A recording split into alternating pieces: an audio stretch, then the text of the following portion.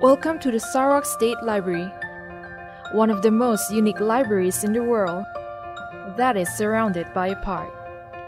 Whether you are in need of learning materials, reference material, conducive learning environment, the free Wi-Fi, a recreational place for you and your family, or if you're a fitness junkie and looking for a place to jog or work out, the Sarawak State Library got that covered for you.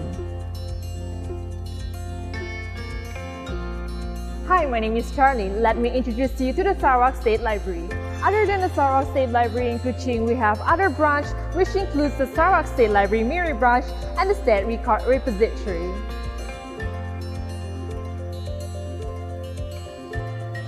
The State Library houses a variety of collection which includes the main collection, the reference, the special collections and electronic collections. The main collections include topics ranging from philosophy, religion, social sciences, languages, pure science, technology, art, literature, and history. We do have non-fictional collection to suit your leisure reading. Did I mention that we have newspaper that we update daily and are available in the newspaper room? No, we have that too. The reference material range from dictionaries, manuals, handbooks, encyclopedias, and atlases. The reference material can be identified from the red label at the spine of the book. These materials are only to be used in the library and not to be borrowed. Photostating is allowed. Simply purchase the photocopy card at the circulation counter level 1.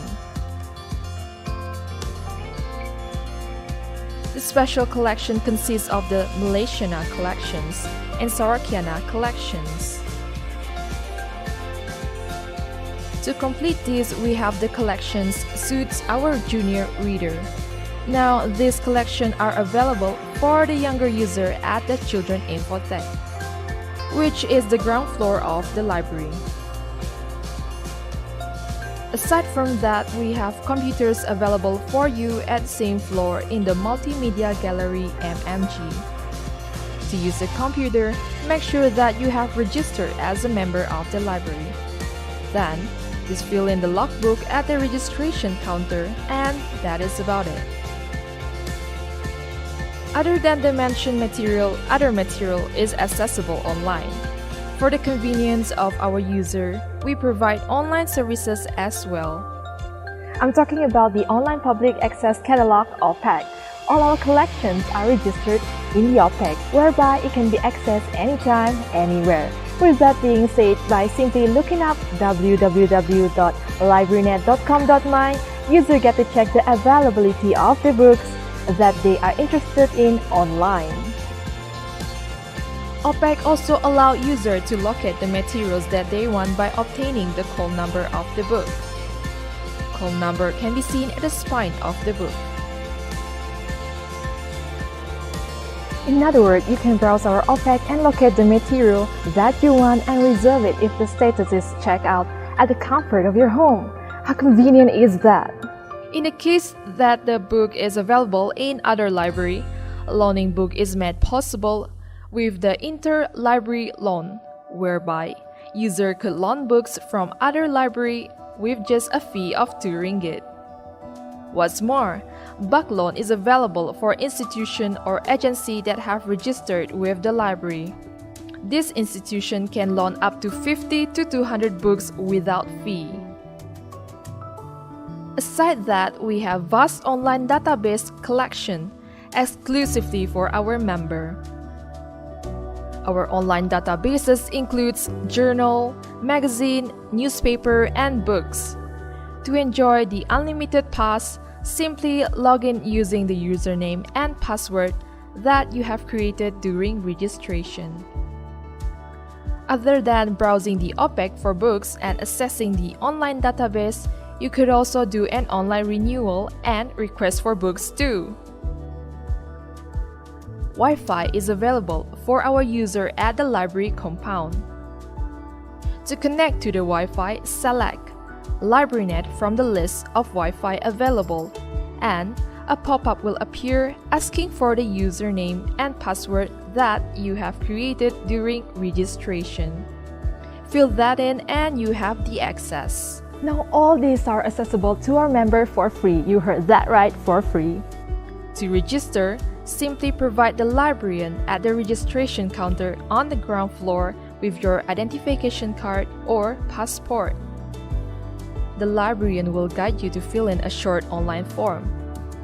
Activation will be done immediately after you press the submit button. Just remember to approach the librarian for your membership activation. Renewal of membership done yearly. Like the registration, the renewal of membership is also free. Having the habit of misplacing things? Afraid not, we do not provide our user with membership card. However, to access all the services and for future transaction, you will only need to show our librarian your IC. Our membership are open to the public starting from kids age 4. In addition, you have registered and have forgotten your username or password. Approach a friendly librarian and they will surely lend you a hand. Now on to the do's and don'ts in the library. While we are striving to provide you with the best services, please adhere to the followings. No food and flavored drinks allowed in the library. No smoking at the library. Keep your volume to minimum when you are in the library. Remember to leave books that have been taken out from the shelf at the trolley provided or the counter. Do not leave your personal belongings unattended. The library is not a playground, therefore books are not toys.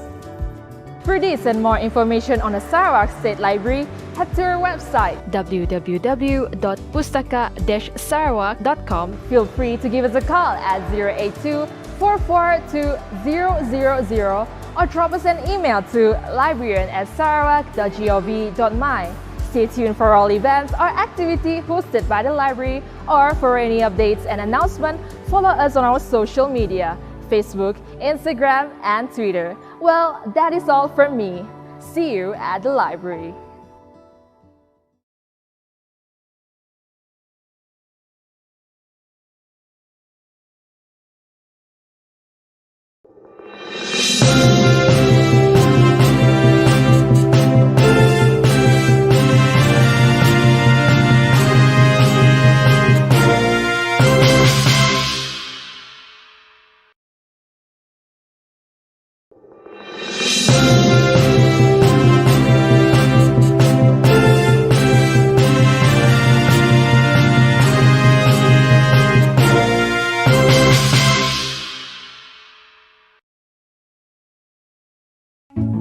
In an era where knowledge can bring so much joy to the world.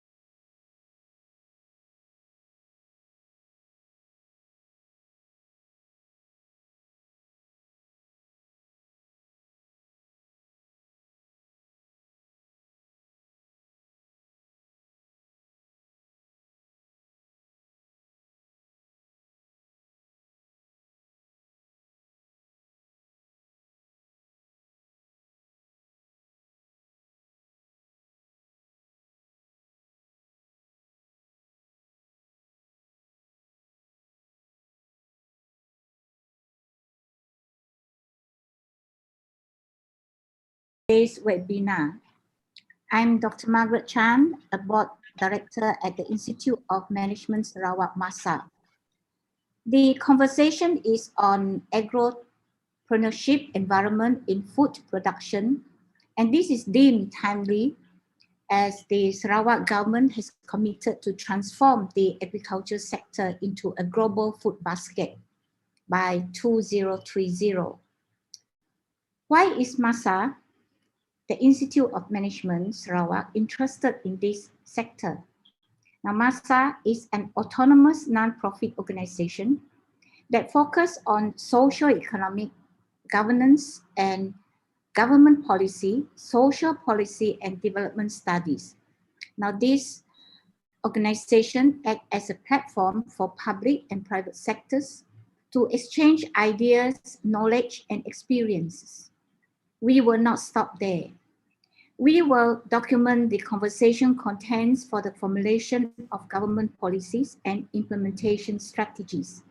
So we would like you to be proactive and ask lots of questions, or if you have any doubts on this, we will try to record and document this and present it to the authorities. So back to the topic. High productivity, commercial agriculture and commodity sector have been identified as one of the 10 key propositions of Sarawak's major economic sector based on two core principles: digital economy and environmental sustainability, which is also recently been unveiled in the Sarawak post-COVID-19 development strategy 2030 by the Right Honourable Chief Minister. To give us an insight of the role of the government vehicles in this strategy, we have two esteemed speakers. One prominently posits in the beginning of the supply chain, sharing the government policies and programs from the Ministry of Modern Agriculture and Department of Veterinary Services Sarawak. He is Dr. Sarjan Jining, the Deputy Director from the Department of Veterinary Services Sarawak. On the other end of the supply chain, the marketing aspect is going to be presented by Mr. Chew Chang Kwan, the Chief Executive Officer from the Sarawak Trade and Tourism Office, Singapore Statos. I'll leave him to explain the role of Statos. So actually the core of this ecosystem are the entrepreneurs. What is entrepreneur? Not in the dictionary, it is defined as an entrepreneur who uses agriculture to build a business. To be more specific, the literature describes entrepreneur as an active person who needs to live fully regardless of the monetary cost.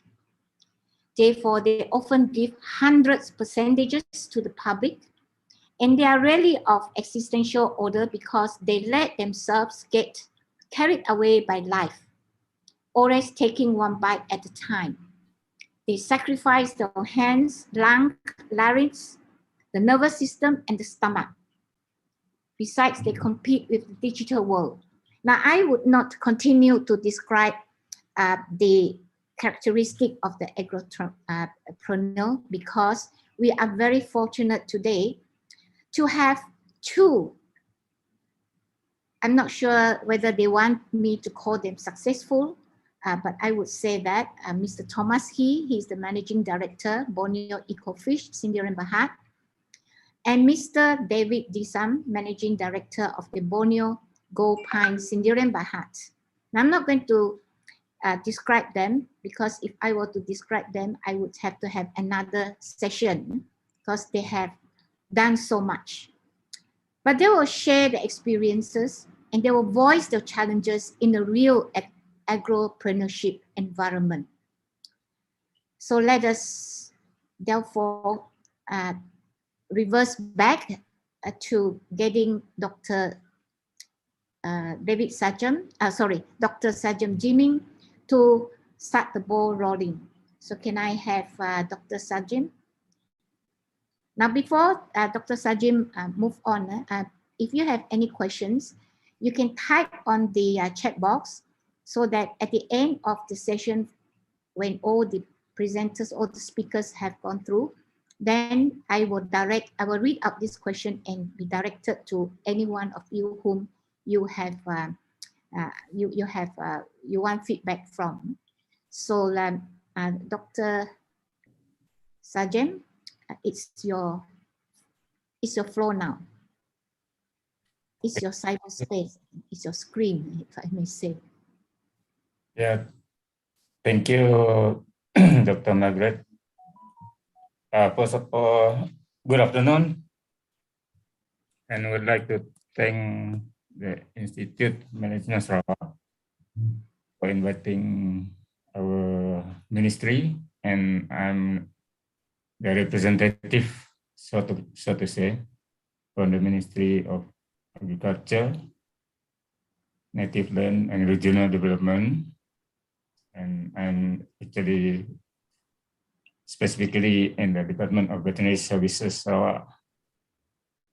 So this afternoon, I will give some briefing on our role with regard to this agriculture commodity production. So I will just talk. Actually, I don't show any slide presentation because I haven't arranged it. They are all in a mess. So I just read it. Then I just hope that you can understand, or if you have anything that is not very clear, can ask later on. So, okay, I will start my briefing regarding the role of the ministry and also the department involved in this agriculture. So I will stop my video, then I will just speak. Okay. For as far as commercial agriculture and commodity sector, it is under the Ministry of Modernization of Agriculture, Native Land and Regional Development. So our aspiration with regard to this commercial agriculture, as enshrined in the post-COVID development strategy 2030 that has been formulated by the government, we have the aspiration to have a technology-driven and sustainable agriculture sector that will ensure food security, food safety, create wealth for the agro-based community, and establish Sarawak as a net food exporter by 2030. So for this aspiration, we expect to achieve the outcome of having food security. Food security means we have enough food, and food safety, which means safe food to eat. And also we aspire to have achieve net food exporter by 2030. And the third one that we want to achieve later on will be high income for the agro-based community. Then we also aspire to have to achieve sustainability in the agro industry and to optimize resource utilization. So for all this, to achieve this aspiration and the desired outcome, there are strategies that has been formulated. So basically, we have five main strategies. Strategy number one is we want to shift from agriculture subsistence farming to modern farming and high-yielding commercial scale agriculture and food manufacturing. That is strategy number one. Then the next strategy will be to unlock and optimize the utilization of land and strengthen the supply chain infrastructure to enhance efficiency in agro production. Then the third strategy, we want to enhance the sustainability of the enterprise and increase the agro-based community's income. Then the fourth strategy is for the short term, we want to leverage on existing local anchor companies and increase the farmers' productivity. And the fifth strategy here, also in the mid and long term, until 2030, we aim to extract global partnership and access to international market. So under all these strategies, there are various initiatives that have been identified based on the focus area. So like the focus area on the first focus area, that is to fast-track production of selected high-value commodities like crop, fisheries, and livestock. There are various initiatives that has been planned, identified. This initiative, like for crop, establishment of agro-park, establishment of collecting, processing, and packaging centers. And like for fisheries, they have the aquaculture industry zoning, and they have the various fishery industry development program for the farmers to increase their production. And for the livestock, we have the various initiatives like formation, establishment of pig farming area for increased production of pork for export. And also there are various livestock development programs that we initiated to assist the agro community to increase their production, to commercialize, so that they will be able to produce more for export. And also for the livestock, most of the commodity still just to achieve self-sufficiency level, certain self-sufficiency level. So those are the various initiatives that we have. Hello. Hello, yeah. Yeah, for all the various initiatives, I go specifically like for the livestock sector. The livestock sector,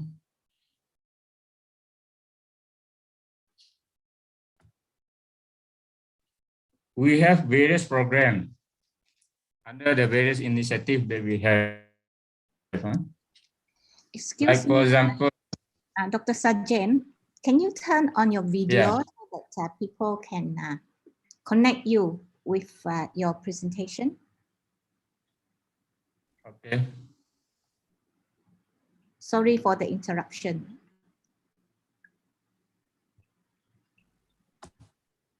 Okay.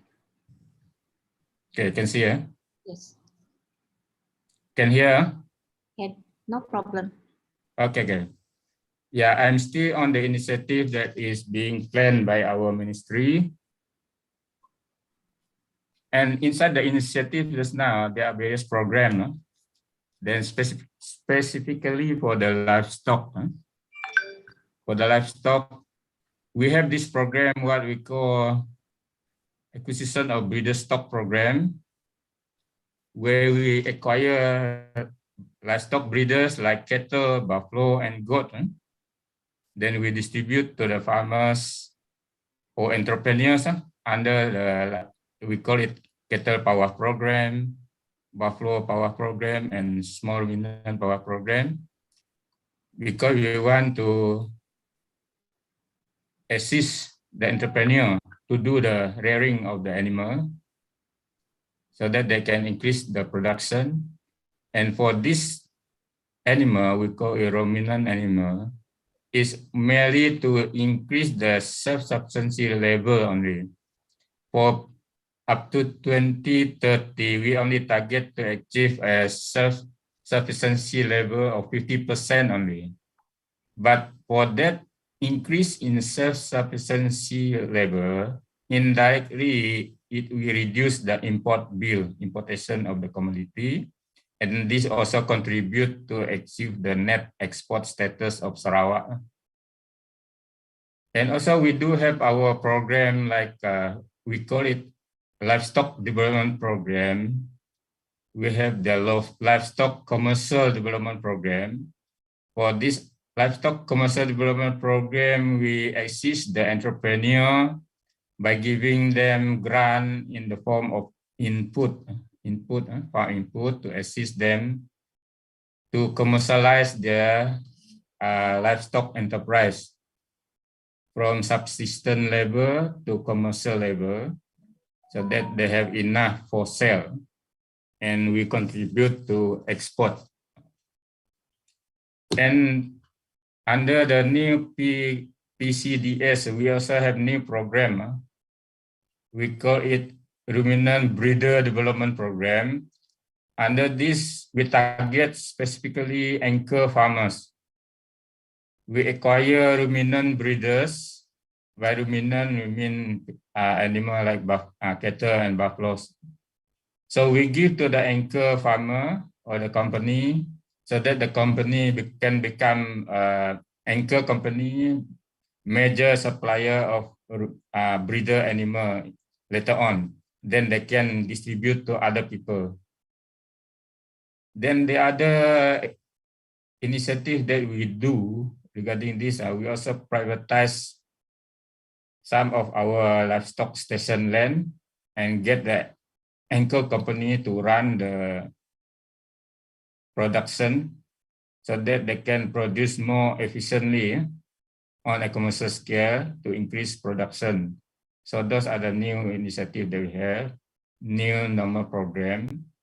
And for the smaller entrepreneur who are not so big in scale, we do have a new program. We call it Livestock Breeder Grant, whereby the government will give breeder animal actually free, don't have to pay. So those are the initiatives or the program that we have. And for the smaller entrepreneur or agropreneur or our local Sarawakian, we have various assistance actually. This assistance, either we give the breeder stock to them. For example, if it is cattle, we call it cattle power program. If it is sheep and goat, we call it sheep and goat power program. We also have assistance in the form of giving farm input, like commercial development program. We give them farm input. We also have the assistance in the form of selling the breeder animal at a subsidized rate. And also we do have a program whereby now we establish pig farming area. At the moment, we are in the process of establishing the pig farming area in Selangor, where we acquire land and we get entrepreneur to go there to do pig rearing so that they can produce in a commercial scale, can export later on. And the other one is a pig farming area at Pasir Putih. We want to expand it also for the same purpose. And also there is one commodity that is for export, that is edible bird's nest. So in the edible bird's nest industry, we encourage and facilitate the production, the rearing, and also the export, whereby we give them free, we call it radio frequency identification device. We have to install in the premise. This is for traceability purpose because this is required if we want to export the product to China.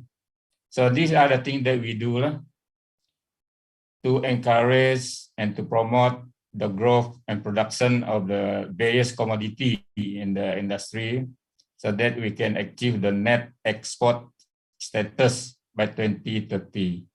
So I think that's all from me. So if there is anything that need to ask, can ask later on. Okay, thank you very much.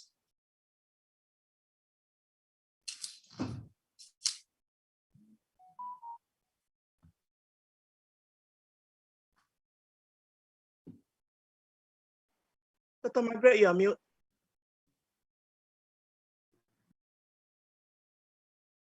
Okay, sorry. Sometimes this technical can override us.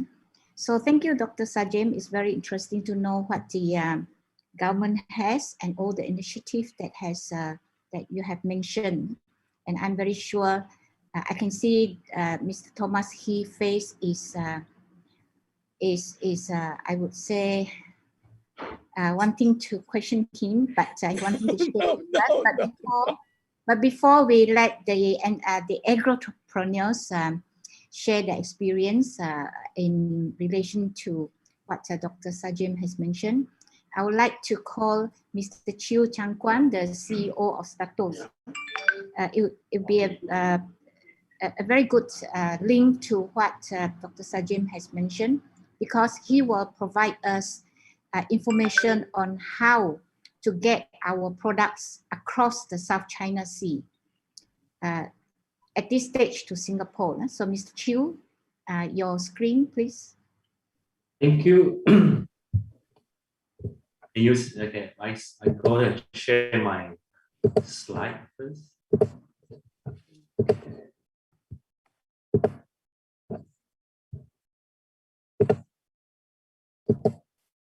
Can you see my slide?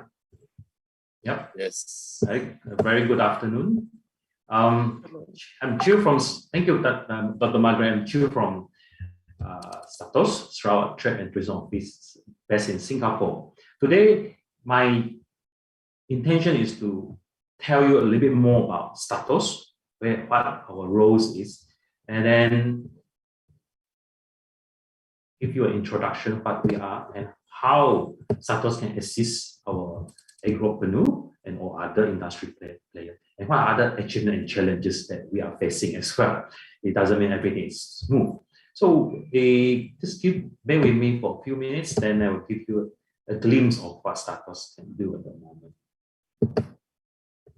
Okay, next. So give you a quick background.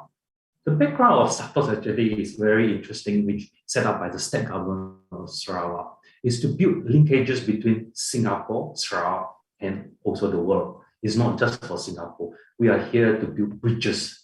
The more, the better, especially at this time during the pandemic. And then we start operations in June 2019, and we have an office here, a gallery. Later I'll explain to you more.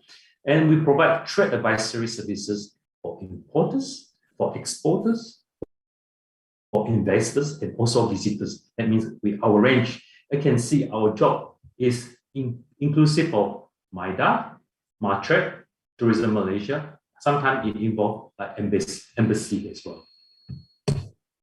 So our vision is actually as a prime gateway for trade, investment, and tourism with Singapore and beyond. Yes. We have a huge vision and our mission to be an effective and efficient one-stop center to promote, connect, and link Sarawak to the global market. Our roles and responsibilities are very straightforward, as I mentioned earlier. We want to promote, provide quality advisory services, create strong awareness to promote our opportunity in Sarawak, because a lot of people in Singapore, I can tell you, not everyone knows about Sarawak. There's still mix of information about Sabah and Sarawak, especially East Malaysia. And we want to connect as well to provide the channel and giving reliable information and develop our database, especially for our Sarawakian suppliers. And then we can guide them in the future how to penetrate into the market and build a strong linkages, strengthen our business networking with the importers here in Singapore. Last but not least is a link. For example, if I know something that you have, then we can facilitate and assist build the business matchmaking, promotion or coordination through collaboration with relevant players here in Singapore or beyond, and strengthen bilateral cooperation. Especially most of the time we are doing that in Singapore, especially not only with the private sector, but also with the government of Singapore.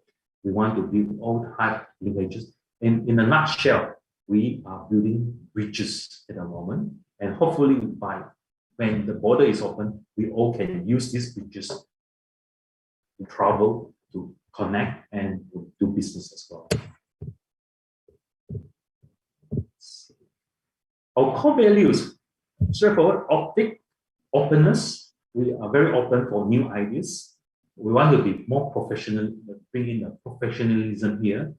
And we work as a team, not only SATOS, not only those stakeholders in Sarawak, but we work as a team, Team Sarawak, so that we can bring Sarawak towards a new level. And of course, we want to come more in, must be integrity, and also with creativity, new ideas we want to bring in, not just following the whole style of doing things. We want how to bring in the digital world, digital way of doing business as well. These are our board members. Our chairman is Tan Sri Moshudi Haji Muhammad Moshudi bin Abdul, and we have other board directors, Dato Sri Haji Muhammad Pustaka Mazuki, Mr. Ho Subat is based in Singapore, a Sarawakian, and also Dato Morali. Many of you have know her very well. These are our team. We took this photo many months ago, but we have added 2 more. Now we have 9 of us. So yes, we have just 9 of us doing this a lot of things. So then we have to be very focused. And especially now, if you ask me, what are we focusing? A lot of time we are focusing on agriculture, actually, food related matters for Sarawak. Of course, tourism is the next. But at the moment, because of COVID, a lot of time trade is still happening. Then we are focusing on that. Of course, investment as well. A quick glance through our office facilities we provide. This is not only just for us, it's for you. Whoever in the future you're coming to Singapore, want to use an office for interview, for meeting with your clients, by all means, please come to our office. We have 2 areas. One is our 22nd floor, our corporate office. We have meeting room for you, and there are projectors. All these facilities are free of charge for you. And a gallery. Of course, these are function. I call it an event area where you can use it for function. At the moment, we're having a photography exhibition with a photographer. So these are venues and free of charge as well. Display. And we also started our retail area, a small retail area, trying to help our suppliers to sell their products through this retail area, because this is a very prominent area in the CBD. And it is really getting a lot of good response, especially now when people want to buy gifts and also for Christmas coming soon. Next, how can we assist? Actually, treat us as a marketer, or we are a business matchmaker. We match whoever we know with you, for you, and make you know more about Singapore market and bring you more ideas. So this is just a quick, doesn't limit it to this. This is just an idea. We also work with many government agencies in Sarawak, from Intrade, MPAC, Recorda, SDIDC, Mandrek, Sarawak Biodiversity Center, and a range of agencies as well, because we are your marketing arms here. Yeah? This is just an idea. We are doing many more ministry, even Ministry of Transport as well.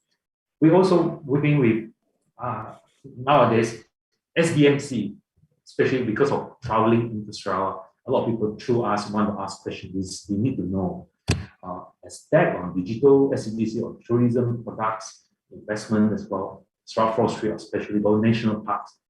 Ministry of Transport, especially recently, they're asking about flights coming to Sarawak through from Singapore and scope as well. And on other side in Singapore, we also building bridges with other ministries, other agencies that we need to know more. So that is where we spend some time connect with them, also organize event together. For example, Singapore Business Federation is very keen. Once the border is open, they are keen to bring business mission to Sarawak for investors, for certain groups of people that are looking into Sarawak as well. So this momentum we keep going on so that make sure we are friends with them, we link with them. Once border open, things move. In status, we do need you if you want to get our services. We need you to do a simple thing, register with us. There is a company registration form in the website, can download and just send to us. We need to know you more. Please let us know more company in Sarawak so that we can help you to promote. Second thing, we have an export market assistant. A lot of time, I would say our suppliers need to improve how the packaging, the certifications, and also how they market in this new market. They need fund. It's not cheap, I can tell you, in marketing things in Singapore. Of course, first thing, you're rating in 3 times the value of dollar and ringgit. Secondly, is even a page of advertisement in the newspaper is like 10 times more expensive than Kuching. So that kind of cost we need to bear and in order to penetrate into this market. And of course, there are forms that you can download to get our assistance. There are many details and brochures telling you how to apply. And we are not 100% giving you, but like it's 50-50. So we will evaluate the whole project, the promotion, and then how much you need, and 50% by your side, and this 50% by the government. Isn't that nice? Normally in Singapore, if you need to penetrate into the market, normally they ask for samples, how your packaging, how your product, they want to try first before they consider. Of course, there are many other criteria. That I think we have a lot of things need to discuss. Not that straightforward, but a lot of things we need to do, because there are also standards we need to hire, especially the certification. Log into Singapore food agencies, especially on food now, they divide into 4 categories. From meat and eggs is one very important category. Fish or seafood is another second category. Third is veggie and fruits. The fourth one is processed food. So these all have their own rules and regulations. For us, for just the games of status, if the rules of the game is try to get certain certification right before you come to Singapore. For example, processed food, make sure you have at least MST. For agricultural food, hopefully your farm at least got MyGap. These are things that help us very much in order to get into the market. So you can glance later on, those are the standards in Malaysia, but of course Singapore have certain requirements, especially like here, labeling and packaging. Still good, they need at least specific packaging and labelling information on your products. We do Zoom meeting and build matchmaking, create matchmaking through online at the moment. If you have certain product, you want to let us know, talk to us through Zoom, no problem. Send us sample. Then we can link you through this kind of platform with clients. One-to-one is possible. And even WhatsApp now. Of course, once the border is open, everyone can travel. We would love to do more like this business mission to Sarawak, for Kuching, Sibu, Bintulu, or Miri. As long as we have the product ready, even the investor want to see our land, our infrastructure there, whether they can invest in Sarawak. Especially they want to talk to the government and private sector. Not only the government, but private sector can also be involved. Tell us more about. Because these are our strategic plan for 2021 to 2023. We try to do our best in terms of increase the bilateral relationship, to support Sarawak become the basket and promote downstream industry. to provide export enhancement program, like just now I mentioned, the PASS, the promotion assistance scheme, to attract foreign investors. I think we need more of this, and we need more productions and in a big scale, and increase awareness of Sarawak, especially for tourism. I can tell you, a lot of people still not sure about us, so we need to do more. And why I tell you all this, especially in Singapore during the pandemic, is Singapore 90% of food you can buy in the supermarket or in the market. 90% are all imported goods, and only 10% they are produced probably locally or around Singapore islands or in the sea, the fish especially. So they have also a vision like Sarawak. By 2030, at least they want to produce 30% of their food products by their own Singaporean. That doesn't mean in Singapore, they can also invest in overseas as well. That's why it's very timely if Sarawak can make them look at this. Sarawak is their backyard to invest and produce and bring the food back for the Singaporean with a good quality certification and the standard as well. Now, some of our achievements so far, of course, thanks to all the supply farmers, especially like Thomas, I think they're doing good for exporting their fish. Later on, I will let Thomas to elaborate more. Other things like pepper, of course, well-known pepper, cooking pests, laksa pests, bird nest, honey, things like that. All here, but not necessarily everything here you can sell, but you need to promote as well. Because, for example, that day I think we have people want to bring in dabai, beku dabai, beku. But only Sarawakian knows how when to get that across to Singaporean and sell it. So you need some fund for marketing and promotion and how to eat that. I can tell you, my colleagues of Singapore, some of them are Singaporean, never heard about it, never tried that, but they have to try and test it, and hopefully they like it. They buy it. Of course, from time to time we also do webinars to attract investors. There are various industry, from furniture, from agriculture, including pig farm, as well as tourism as well. Like last 2 days, including today, we are having also the first time ever after 20 months of lockdown. I think. And this is our first trade show to promote 20 different SMEs products in Singapore, trade show called Restaurant Asia. Quite a good crowd at the moment, and we hope this will continue. Of course, there are a lot of SOP we need to follow. No food sampling at the booth. You can't drink, you can't eat at there. Of course, a lot of SOP we need to follow. Of course, for food, today we talk about agropreneurship, and food actually is very important for Singaporean. When we want to makan, I think it is their first priority when we come to want to penetrate into the market. That's why we come into place creating Eat Makan booklet for Kuching, Sibu, and Miri. Then that will be a good promotion for our tourism as well when they come to find out where to eat nice kolomi, laksa, and bangso ayam, things like that.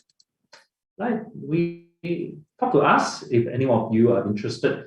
Talk to myself or have another 2 colleagues of mine, Tan Teng Cheng, which is TC, manager for trade and investment, and also another colleague is Kenny Lau, manager for finance, corporate affairs, trade and investment. We are more than happy to assist our Sarawakian friends in Sarawak to penetrate into the market. Thank you very much, everyone, for your attention. Thank you, Mr. Chew. When you show us the food, I was just reminded that Kuching now is a member of the UNESCO Creative City Network, member in gastronomy. So you would have seen the newspaper in the last few days, what it means. And Kuching is now a UNESCO, United Nations Conservation City of food. Yes, we leverage on that, and for our press release also to shout about. Even today, I think my teacher test of You can't see test of Sarawak also. All right. So that Everything about food. those of you who have got some unique food, I think the Singaporeans, they may not be able to come to Sarawak, so they might want to taste it. So through status, they can also enjoy the city heritage of gastronomy. We move on before our Q&A session. We move on to our two, I would say, very exciting, emotional speakers, because like I mentioned to you that why I just now I read out about the description of the entrepreneur, and this was actually written by a group of researchers from the university, showing that to be an entrepreneur is not a bed of roses. There are a lot of tones, not just tones. I think there are a lot of things that which I do not have so much hands-on experience, although I have been involved in one in the Patang Ai Ecofish. I think this is a forum that like to tell people that I'm one of the pioneers in setting up the Patang Ai Ecofish when I was with the state farmers. Today, it is very heartening. I'm very happy to know that the fish has swam over to Singapore through the effort of Mr. Thomas He and his company. I will not go further into that. I will now just ask him to share with us the roadmap of his company of getting products. I think there's another product. If you see the Highland rice, I believe it's also through his company. So Mr. He, take over from here. So I will share my slide. Is it okay now? As I share? Can people read now?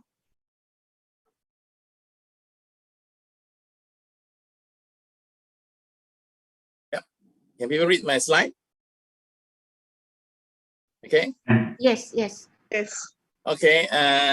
Thank you, Dr. Margaret, for inviting me and my company, Borneo Ecofish, to participate in this session of introducing aquaculture industry. I think today the targeted audience will be mainly in Sarawak. So it will be just kind of like, I'm not sure how many people here know about what we're doing. But definitely, I think most people in Sarawak will know that we have a Patang Ai dam, which is more likely known popularly as a tourist attraction area, ecotourism, instead of a aquaculture industry area. But now we'd like to introduce that this Patang Ai Ecofish at the moment is where we produce our tilapia from. Okay, so the location of Patang Ai, this is the glamorous part. I'll just tell you what we're doing at the moment. Borneo Ecofish, we are having our farm in Patang Ai. Patang Ai is a big dam, humongous dam with a total surface area of about 9,500 hectares. There is about 250 around about there, farm family doing small holding tilapia farming in Patang Ai. Each family having about 40 cages on average. And in proximity to Kuching from Patang Ai now is about 270 kilometers. It's roughly about 2.5 to 3 hours drive now with the condition of Cambodia the way it is. I think in a few months' time, I think it will be a lot more smoother and faster. So our fish at the moment is quite heavily marketed in the local market here. And then we consider ourselves as a premium fish. I think it started with Dr. Margaret last time in the farmer organization under this company called Fish Mart. They call it Patang Ai Ecofish. So now we consider, we brand it as Borneo Ecofish. And then we also got the MyGap certification and also Halal certification, which we believe it is actually a quite important key thing to our product. We also at the same time brand our fish heavily under the logo of Borneo Ecofish. We even make a logo and a round circle logo and then put it as a tag next to our fish.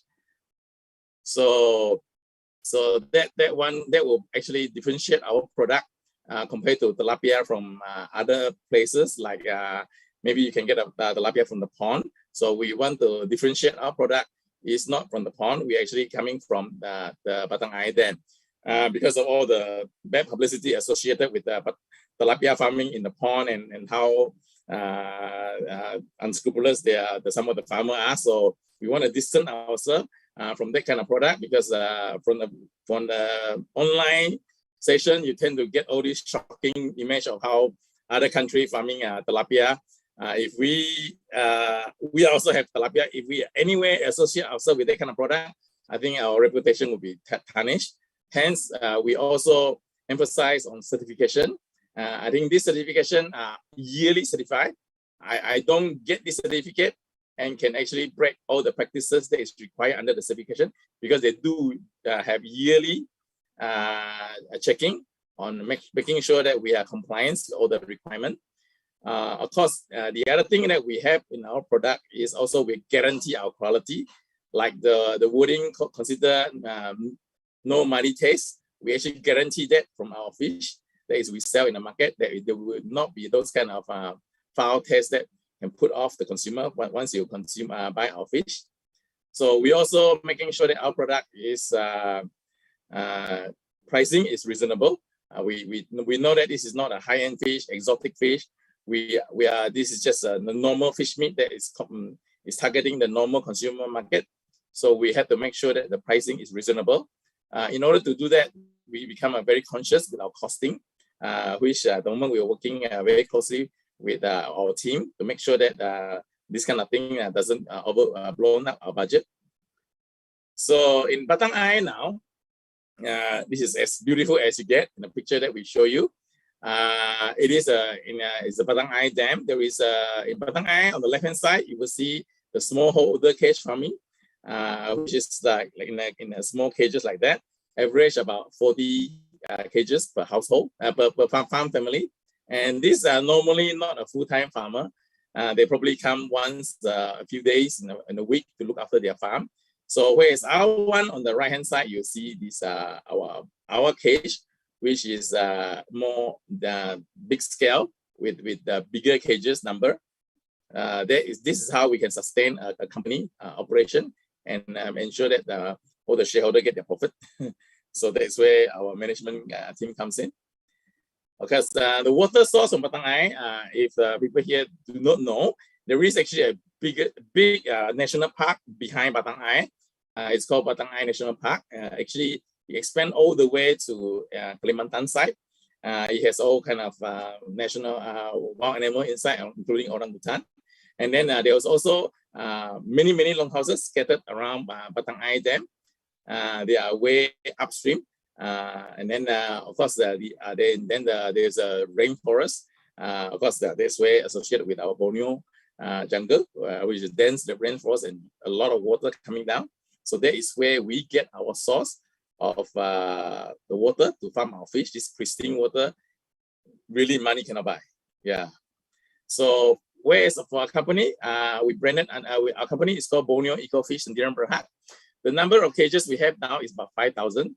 Our capacity, our production now is range between 50 to 100 tons per month.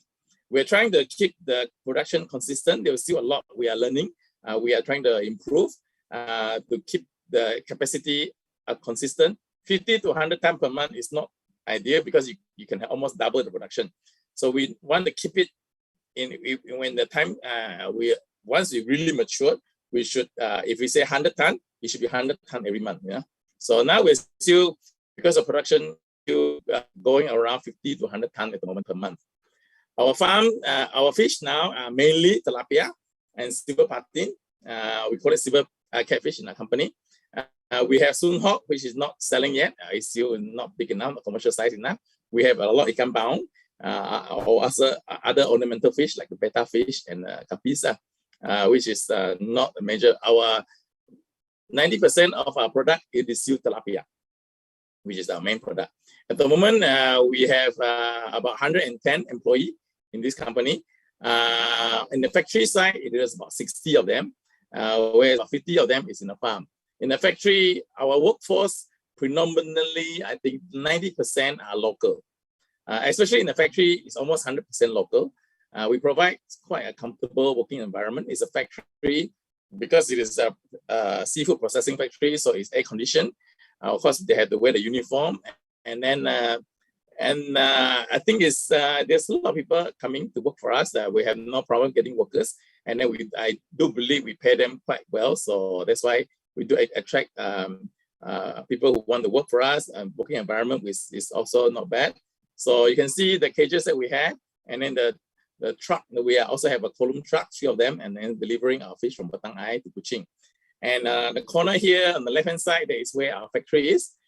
We have a sales office outside for anybody around Batang Ai who wants to drop by to buy fish. We cannot say we have a farm in Batang Ai yet. We cannot sell fish in Batang Ai, which is ridiculous. That's why we are making a point that we have an outlet in Batang Ai that sell fish, to the people who wants to come. We go there to buy fish. So that is where the factory is. And our fish is because of the huge, big surface area, big area that we can farm our fish. So our fish is farmed in a very low density. We stick to the recommendation by the Department of Agriculture of 500 tael for every 3 by 3, 3 meter by 3 meters size. So, and then the water that is so clean, I think there's ample room for the fish to swim. We also have a big area that we have opened up where we can put our bigger fish in there for them to swim some more. We hopefully this kind of swimming will make them grow faster and a lot more better meat for cooking. So the other one is our post-harvest. We are very proud of our post-harvest activities. We want to ensure that the fish is fresh. One key thing of wanting to determine whether the fish produced is good quality or not good quality, meat quality is good or not. We know now it is the freshness of it. It makes a difference. If you can have all kind of fish that you can harvest, you can have tempura fish. If you don't keep it fresh, the tempura fish will also taste like any other poor quality fish. So freshness is very important. Hence, we are very glad that we actually have a place to operate our factory. Where that is about 3 to 5 minutes drive from the dam, which is where our farm is. And we set up this factory to so that we can actually do all this post-harvest that can ensure the quality of the fish is fresh and is good. Is packed in good quality. Like I can show you the picture now. We adopted the chill kill method. That means because of the proximity of the factory to the farm, we actually have an ice making machine in our factory that produce ample ice to bring it to the farm. Once the fish is caught, when they're still alive, we put them into ice chill water. So the fish is almost, without killing them, we almost like let them sleep. And after that, we bring it to the factory and we process it there. And in the processing process, we of course we just do the normal thing like cutting the fish, and we put in a blast freezer. In that blast freezer, the temperature is kept negative 35 degrees Celsius. You can remember that temperature is how you kept our Pfizer vaccine fresh as well, same thing. So we use a negative 35 degree Celsius blast freezer to quick freeze the fish in the individual packaging, like what we show you in the picture here. Each fish is packed in one plastic bag, so that it is considered as IQF method. And then the fish will be freeze to a frozen state in about 3 hours. Depends on the capacity. For about 3 ton capacity, it takes about 3 to 4 hours to blast freeze that amount. So after that, the fish will be hard like a rock. So that kind of blast freeze method will keep fish freshness to be almost like you have never, like you have just harvested the fish, even though you defrost it 6 months later. We find that to be the case. Some customer even said after 12 months, they defrost the fish, it still tastes like it just been harvested. That is what my feedback from the customer. So this blast freeze method is definitely a requirement for a commercial fish farmer like us, because we can't sell 10 tons overnight. So we do have to keep our fish frozen to put in a box and then ship to our customer all over the place. So we pack our fish in a box like I show you in the picture here, and then in a 10 kilo pack, and then we ship it with our column truck to ensure that the cold chain is not broken. So that is also one of the things that we expect for a fish to claim to be fresh. It has to be able to send to the customer in a frozen method also. If you send it down from the Kuching in a normal pickup truck without cold room, you'll melt along the way, and by the time you reach the customer, also turn off already. So that is a key thing that we must do to ensure freshness. So tilapia, I think most people in Kuching will know, is cooked in many ways. The meat is relatively easy and liked by a lot of people, especially if we keep the fish fresh and then there's no muddy taste. The fish quality, I would say, if it's not compatible, will be very close to marine fish quality, fresh one. So that's why our fish is popular. And then we have most of our customer are repeat customer. They tend to come and buy one to try, and afterward they'll keep coming back, and then they'll introduce their friend, and that's how we can see in Sarawak here the market of this tilapia, it just exploded, So that is where our attraction is in terms of the tilapia. At the meantime, at the moment, we also have silver patin, silver catfish in our branding. Also from Patang Ai. This fish is in the market. You will see this flooded with those one imported or from the pond, very inferior quality. Once it is coming from Patang Ai, you can see the meat texture and the quality is just a lot different. And then now we're selling this in to West Malaysia.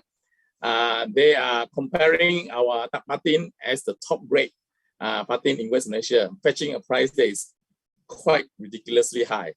So our patin that is produced from Patang Ai at the moment is very, very unique in terms of the quality. I think is not matched by any other patin that you find from the pond. So at the moment, it is one of the products that is very catching up, and a lot of people are buying it. And especially in Singapore, the order now is switching more and more into patin now. So we're still selling them tilapia. Patin is getting more and more popular in Singapore as well. So this is the way our product is at the moment. All over Sarawak, you see all these supermarket. We are all going into the supermarket. CCK, E-Mart, Everwin, H&L, CS, Doraemon. They are all the very, very hungry customer of us. Probably they also have very, very hungry customer coming into the supermarket. So we are working very hard to try to meet a lot of their orders. And on the right hand side, then you have Sugar Bun, who actually signed an exclusive contract with us 2 years back, and we become their exclusive supplier. And they have seen their market share pick up as well. And I think customers go to the shop knowing that their fish is guaranteed quality. And then that has since changed a lot of I think the demand on in Sugar Bun. So now the order from Sugar Bun also exploded. So the other one is Sheng Siong, which is in Singapore. They have continually buying from us since we started shipping to them in the year 2019, where Statos has just set up at that time. Of course, then we are also not forgetting all the auntie who likes to go and shop for fish in the fish market. We are also supplying to almost all the fish market in Kuching. They do buy our fish. We send to them early in the morning. Normally it's about 5 o'clock early in the morning. And then they'll sell it in Kuching market and all over in Stutong, in Petana, MJC. You'll see our products in those markets. So that is where the story of tilapia farming from Patang Ai. We have at the moment, in terms of sizes of tilapia, we sell all sizes from actually 200 to 300 now also started open up that market, 300, 500, 500, 800. So this is where the uniqueness of Borneo Ecofish in terms of our branding through the supermarket. We noticed that tilapia is not like what was farmed 2-3 years, 10 years back, 20 years back, where you only go for restaurant size. So now I think family also getting smaller. So even 300, 500, we have people buying that. 500 to 800, we have people buying that size as well. Of course, then you have restaurant coming to buy from 800 to 1 kilo size. So we cater for, we're proud to say we cater for all kind of market. I think hence we have market, we have buyers from all over a spectrum of the society. So in silver catfish, we also going in different sizes. 500 gram to 1 kilo, this is targeting for Singapore market. In local here, Kuching, we tend to sell from 1 kilo to 2 kilo, 1 kilo and 2 kilo above, we have that kind of sizes. Whereas for the fish steak, which is silver patin, we slice it into cutlet, they call it fish steak. So we pack it in 500 gram and then we sell it like that. So that is where our product is at the moment. So that is the marketing side of this business. Of course, when it comes to, there was a question posed on how we got into this business. I might have to share this. I've always been doing agriculture for many years. I started going into Borneo Batang Ai about 5 years back. So at that time was a request by one of the local entrepreneurs asking me to join with them.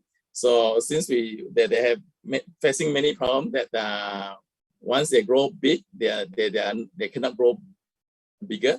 So we cannot like take over joint venture with them, and we continue to grow the business, brand the product, and now we can see that the market is the brink of expanding in a very fast manner.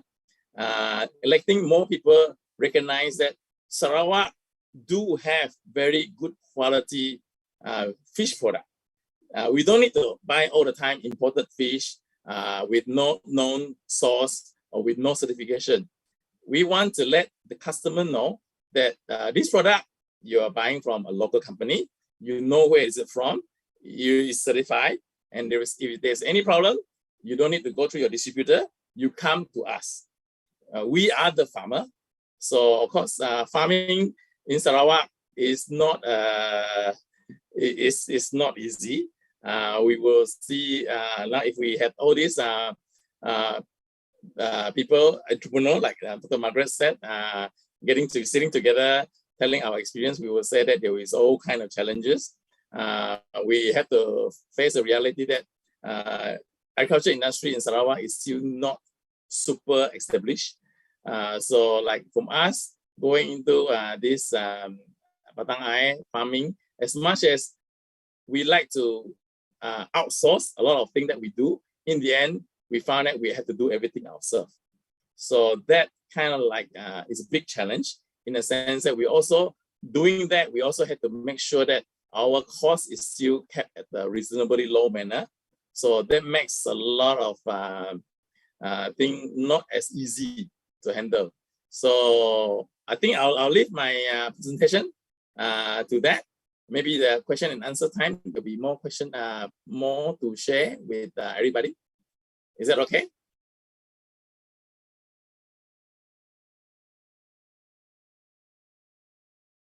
Okay. Margaret, thank you very much, Mr. He, for the very interesting fish. Anybody talk about fish already? I have not prepared any dinner, so I might go to the market and get some tilapia. But from my experience, when I was involved in Batang Ai Ecofish, I had a lot of first-hand experience, and I remember how to differentiate between Batang Ai fish and pond fish. During our promotion in Semenanjung, Malaysia, we have this chef. We brought some tilapia, and then he was like, "What are you bringing this for? We have so much in Semenanjung, Malaysia, and it's so cheap. And we just said that, why don't you try? So he cooked the fish and he realized that there was a big difference. So if you have bought a fish that somebody claimed that it comes from Patang Ai, make sure that after you cook, the real Patang Ai fish, the meat is very springy. That means that even after cooking, you press your hand, the meat will jump back, very elastic. Number two, the meat is very firm. So when you eat the fish, I think the chopstick, now when you pull the slice of fish, it is still intact. And thirdly, this is very interesting, which I've never heard before, but I learned from the chef from Semenanjung, Malaysia, is that he said that when he steamed the Patang Ai fish, he found out that there's not much water after the steaming. There's no water. Actually, it's very dry as compared to the pond fish. And so I pick up from there, and he said, you know, our fish is just like this boxer in the gym, because they exercise all the time, they swim against the current. That's why the muscle is very toned. And so this is how our fish. So the restaurant pick it up from there. And of course, being a novice in marketing, I think Mr. He will know. Those times when we were together under the same roof in FO, in Farmers Organization, you will have seen our pain of getting the fish out. So that is these three things that I always remember. And when people said that this is a Patang Ai fish, I always tell them, look for these three characteristics, and you will know that you are getting the right thing. All right, and I think time is running very short. There are a lot of questions coming out, but we have one more speaker, Mr. David. He is, Mr. He talks about product from the water. Mr. David will will share about product from the land. I would like him tell you what his product is, and then it will be very interesting. So over to you, Mr. David.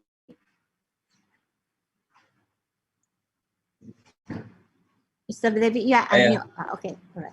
Can you listen to me? Yeah. Yeah, maybe I start to talk about this, and I show it to you. This is the pineapple we are talking about. Okay, this side. Mr. Chiu, a few weeks ago, we did talk to Julian. Yeah, we talked to one of your manager regarding this pineapple, because he is so kind that he introduced me to Singapore counterparts who has a contract to supply with Japan. Yep. So he asked me to work with your Singapore client to supply them to Singapore. So it is really a good matchmaking program that has been introduced by Stratos. Oh. So the size of the pineapple that he asked me to produce for them is exactly this size. It's about 1 kilogram. Cannot be bigger, cannot be smaller. So the size. This is the perfect size. But it is not that easy to produce a perfect size like this. So we are trying our best now to work on it. Okay. Thank you for Stratos for the chances that have been given to us. It has not been materialized, but we are working on it now. We are given 11 to 12 months to produce. Yeah, from last month. So by hook or by crook, we have to work on it, work with you in Singapore. I think we should not fail you, but we have so many things, struggles that we have to go through now. We have not much success that I can compare with Mr. He, but we are always working on it. There's no harm to keep on going. So earlier you mentioned to me the minimum requirement is my gap. So this is the my gap, correct? That is the minimal requirement to export to Singapore. So anyway, we qualify ourselves. It's good. But this is not enough. We have to work on it. I'm telling you, our aspiration when we start this farm basically because we want to fill up the export market on pineapple. And I was given to understand that the only breed that is acceptable for export market is MD2. MD2, that's why our farm, we concentrate on MD2. So we are being assisted by Agriculture Research Center in Semango from the beginning until now, actually. So we have created land 100 acres just to focus on the market. But when the time comes for our pineapple to ripe, we cannot export at that time because our market is a bit late. Secondly, we have not have any status by that time, earlier in January 2019. But anyway, as time goes up, now we do have a door open with you people. So thank you very much for that. So we are looking forward to work with you. Of course, the challenges that we have now is to get the farm in good quality, the production good quality to meet with Singapore requirement. Because we are given to understand that Singapore requirement is very stringent. But whatever stringent it is, as a businessman, as an entrepreneur, just what Dr. Margaret Chan told us earlier, entrepreneur is the one who has laid down our life by hook or by crook. We must produce to the client requirement. Am I correct, Dr. Margaret? We have laid our life. Whether we fail or not, we have to get up. Yes, whether people talk bad about us or not, we have to work on it to persevere. Yes. So, yes, earlier in our discussion 2 days ago, you said we have to go through the very deep valley or something like that. Lonely journey, lonely road. Also. Yes. Yeah, it's a lonely. Thank you for the expression, Thomas. I will try our best to work with my staff to get whatever status requires. It's hard, it's tough, lonely, challenging, but that is what we are made of, I think, that God has created us to be. So we don't want to surrender early. Dr. Margaret, you have to work hard. Hopefully, we have a good success story, at least to some degree on this Thomas Heath's success. Of course, I don't think I'm that successful yet. Of course, to qualify for this Singapore market, we have to have a very good kind of what we call it collection center, that we can also include the packaging, the treatment for the fruits. So before we submit to Singapore, I heard that Singapore want to visit our farm first to make sure that our farm is clean and of course pesticide free, something like that. There are so many requirements, but don't worry, our farm is a hilly farm. The drainage are perfectly okay, and the quality of the fruits are good. Of course, we cannot produce the big size fruit, but this is the fruit is good enough for Singapore, Japan market. So we are happy that Japan people prefer the small fruit like this. Of course, at the moment, we are trying our best to work with SLDB. SLDB is under Manred, I suppose. They are also trying their best to help us with the grant. Very, very good to hear. It's a grant. No need to pay back. But so far, we haven't got the news. We have been following up for the past 1 year, because with this grant, we are supposed to increase our production. One. Number two, we have to increase our quality to meet Singapore market demands.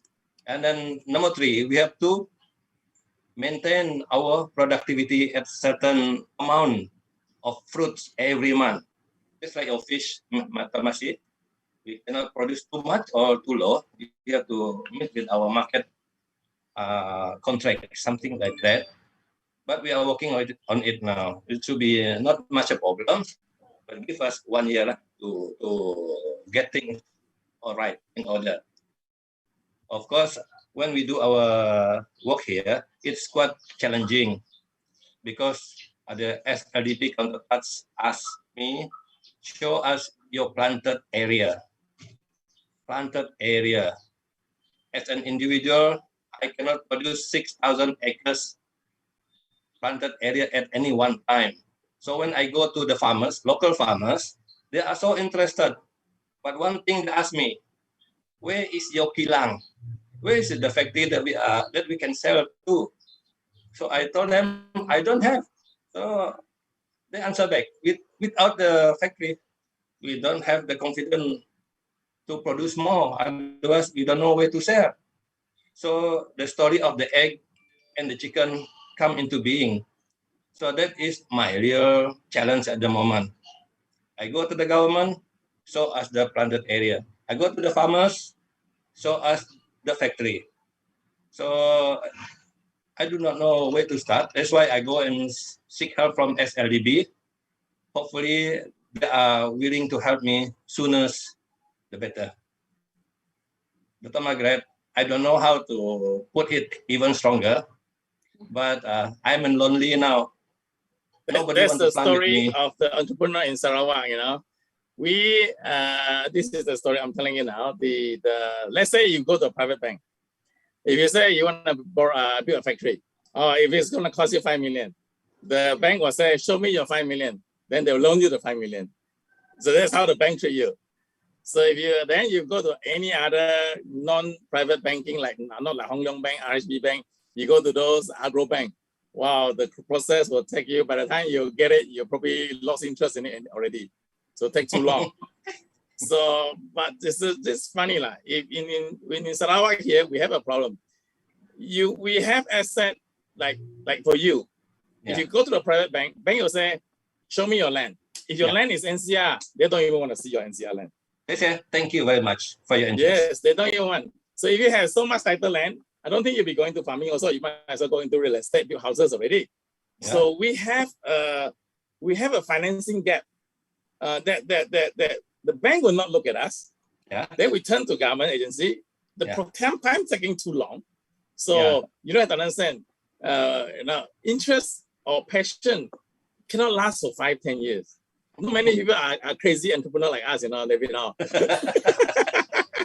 Walk down the lonely road, as hard as it is, we still going forward. But we have no choice. Yes, but I hope that as much as what Singapore customer require from you, that they want to, this all costs money. Yeah. I know in farming we never sleep 24/7. You have to keep your place pest free. If it's not the wild boar coming, the tupai will be coming to attack, and then the wheat will come. I mean, all kind of thing will come. So this all the requirement that people ask, all gonna cost money to keep. Yeah, you're right. So that's why when we say reason why we are here today, we might have to ask government assistance. It's because if not, we are so expensive. Singapore will not buy from us.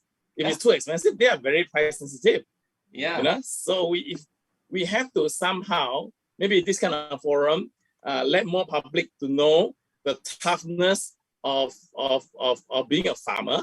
We hope consumer when they go out and buy the produce from us, hey, don't bargain too much lah. You know how difficult it is or not? In other country, the story of farmer is being told on the TV all the time. When the flood comes, how despair they are. When the drought comes, we are stuck. Too much water, not good for us. Too little water, not good for us. Right. So there is so much risk that we have to take. If the more people appreciate how hard it is, then we can work together. Don't treat us like an enemy. We want us an assistant. It's because we genuinely want it. Yeah. It's not that we want to take the money and go to travel to Europe. No. Yeah. So actually, that's a hard story, I tell you. I do not know how to build the gap. Dr. Margaret, Dr. Hatta did. No, Dr. Margaret gonna write all your grievances and then send to the highest authority. how to all the door will open for you. No, my problem is now because Dr. Hatta asked me to share something so that it will encourage young entrepreneurs to venture into farming, something like this that we are doing. But how can I share something good when I am in tough situation? I am very sorry, Dr. Margaret. We are talking on actual what we are doing now. Yes. Actual experience. So of course we want more people to participate. Just like I told you earlier, the participant, the people will ask me, what have you got? Where can we sell? Can you sign agreement that you will buy from us? I hopefully Chiu from Status, if we have something good with you, at least the first shipment that is successful, then we can talk big about it. Hopefully, Chiu, we can work together. We'll hear, and we want to share with you more ideas. Just at the trade show today, there is pineapple from Costa Rica. And how they do it? It lasts for 2 years, frozen. They cut it, they pack it, and frost it. And all this can last for 2 years. So they Singapore selling it. So we have to follow what Thomas is doing. Frozen the fish. So I have to frozen also. I think frozen the fish and frozen the pineapple might not be the same technology, you know. Gil, since you already went and found this Costa Rica, ask them how they froze the fish. I mean the pineapple. I have photos. Want to show you later. Oh, right. Okay. By the way, Chiu is a Sarawakian, you know. He is destined to help us. Yeah, Chiu. You have to help us to go through it together . Yeah, together. I think of course with other department agencies as well. Yeah, David, I think what you brought up is actually quite an important thing. How to encourage the young to come into agriculture, where that's why we desperately need a good story. We desperately need a success story. You know, this I think what happened now, maybe Dr. Sajem, you're just saying your presentation. I do find government to help smallholder, they have books that is that thick. They know how to do it. All kind of crop, they know how. When it's come to private sector, commercial farmer, maybe it just started not long ago. So now the process is still not so clear. That's why we're talking. We are trying and struggling. We're trying to convince people. Yeah. So hopefully, we might be able to reach there soon to make the process simpler, faster. You know, so it's the situation that where we're in now. I want to go into agriculture. I need money. So when I ask for 1 million, you ask me to have 1 million in the bank to borrow 1 million. So that doesn't work. So if I had the 1 million, I would want to borrow from you already. So then after you have the 1 million, I'm telling you, they will work out how much you need to pay back. So your payback money, let's say you have to pay back 500,000. Then they want you to show them you have sales of 3 times more than that. You know, you mean how much? I mean, we need people who bank on future, who have the gut feeling that this thing will work. You know, I mean, someone has like we probably need some venture capital. You know, that the people that will bank on you because they believe in your dream, not because they believe in how much money you have in your bank. So what is your guarantee sales?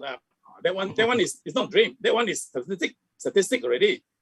So this dream, if Sarawak is going to build this dream of net food exporter, they have to bank on a lot of people who has dream like us, who believe that one day our product can be as good. I'm telling you, still, I think in Singapore, you know already, our product is good. Our product sells. Of course, now we are facing a problem of pricing. You know, I think like the rice we produce, fun. Everybody eat it, beautiful. The fish we produce, I think your pineapple you send to Singapore, they'll go to heaven. But now it's hard to open that door. You know, so that open that door. Unfortunately, in the wild world of trading, they are very cruel, man. They want the price to be reasonable. They want if your price is not good and good. Yeah. Yes. So that you have to go in with the pricing that is reasonable for them to get hooked onto your product, and then you can talk about increasing your product price. Yeah, actually we do test the market. I bring in about 500 fruits of MD2 to Singapore about 4 years ago, and we sell at Singapore Convention Center, something like that. So we do the cutting. Singapore people are a bit lazy. They don't want to buy the fresh fruit. They want us to open the fruit for them and then prepare for them, put in the container, and then take it back and eat on the way. So that is our Singapore people. Ready to eat. Our friends are ready to eat. habits. So anything you want to open and eat, that is what they're looking for. But this is their style. So we are selling at $6 a fruit. So they never complain, because when they test it, it's nice. They like it. Then the cost at the time is not an issue. That's why we are confident. I'm confident to do the planting back in Kuching. So, Mr. Now, David, you have to we have to train the Singaporeans because in Europe, you know how they eat the pineapple? They slice it like watermelon without taking the skin. So they slice it like watermelon, and then they cut off the core, and then they just eat slice like that. And it's served like this in the restaurant in Europe. And I was very surprised because I said, the only thing that is stopping me from buying pineapple is thinking of the tedious way of cutting the skin away, and then the eyes away, and so on. So when I saw that in Europe, in a hotel, I was very surprised. I said, oh, that is very easy. All you need to do is just slice and put on the table. And that's what we should teach the Singaporean how to eat that way. So Statos should, when COVID is over, should have a tasting booth, just cut like this, and then and then you also talk about if you cut the skin away and so forth, buy from the market, it's not healthy. You know, you get contaminated, it won't be fresh, and the sweetness will go. So if you cut fresh like this, everything is there. So people need to be trained. Not only Singapore people, I think Sarawak people also have to learn from you, like Dr. Margaret. I never heard about this before our forum. So I'm very thankful of this forum. At least something new from our people here. Yeah, you try and sell like so that in a way we cannot follow our Thomas He style to preserve the fish now. No. Actually, this forum is very interesting. If we let both David and Thomas go on and share the experience, I think people don't mind. But the problem is there are so many questions put forward that we have to answer the question also. Okay. So I believe that those of you who are on this forum here, you can get in contact with Mr. He, or you get contact with Masa, and then Masa will help you to connect you to to Dr. Sajem, to Mr. Chiu, Mr. He, and David. When I listen to them, I have there's a lot of things that I've experienced like them. Fortunately, I am not the one who are investing. I'm just the officer in the government helping to implement. So I have a way out, and I did have a way out because I left Patang Ai to go to the university. So anyway, there's this question here. The first question was directed to Dr. Sajem. Where are the approved areas for pig farming? From Ernest Bong, but the doctor has already answered this question. He said, okay, on pig farming area, approved area are the in Kuching, Syrian, FPA for Kuching, Syrian, Samarahan, and then in also FPA in Semunjan. In Sibu division is at FPA Selangau. Other divisions not approved yet. That is Dr. Sajem's answer. Do you want to add on to what you have written, Dr. Sajem? Also, almost give up. Just to clarify on the PFA Semunjan, it is only one PFA in Semunjan, which cater for the 3 divisions, Kuching, Serian, and Samarahan. So there is none in Kuching, none in Serian, only one in Samarahan, that is PFA Semunjan. So that PFA Semunjan is the only approved PFA for the 3 divisions at the moment. For Cebu, we just get the approval a few months ago, PFA Selangor, and we are targeting for one more in Samarakan, Bintulu, but that one is initial stage only, like still dialogue with the people on the ground regarding the land. So that one we don't know yet whether going to approve or not. Not yet. We don't know yet. The other division like Miri, Limbang, there is no PFA. There is no pig farming area. That means the farmer can still do the farming in areas not designated as pig farming area, but as long as they are far away from the residential area, far away from public places, and people, the nearest people don't complain. And it doesn't cause river and environmental pollution. That's all. I think in response to that, Ernest Bong has added this comment. I think it's comment. Selangor is all planted with, sorry, not Selangor. Selangor is all planted with oil palm already. I think it's a comment, but not a question. Okay, there's another question here to Dr. Sajem. How to be eligible to be anchor farmer for livestock? Anchor farmer for livestock. Yeah, how to be eligible for it? Yeah. Like what we are already doing now, we identify anchor farmers for, so far we only identify for cattle, one for cattle, one for goat and sheep, and one for buffalo.